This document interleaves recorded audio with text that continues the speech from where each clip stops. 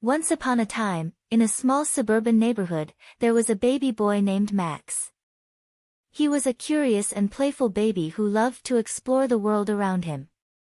One day, while playing in his backyard, he noticed a small, fluffy creature hiding in the bushes.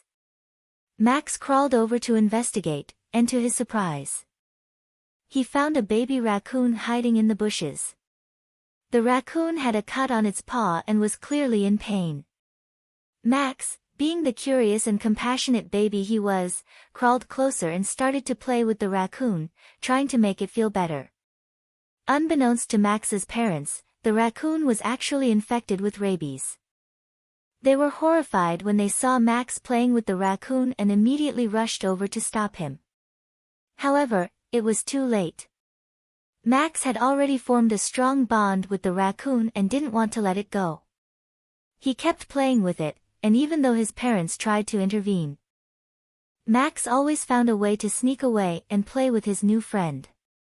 As days passed, Max's parents grew more and more worried about the situation. They knew that rabies was a dangerous disease and could be fatal if not treated. They decided to take Max and the raccoon to the animal hospital to get the proper treatment. At the hospital, the doctors were amazed at how well Max was playing with the raccoon, despite the fact that it was infected with a dangerous disease. They were also impressed with Max's compassion towards the raccoon and how he was willing to risk his own safety to help it.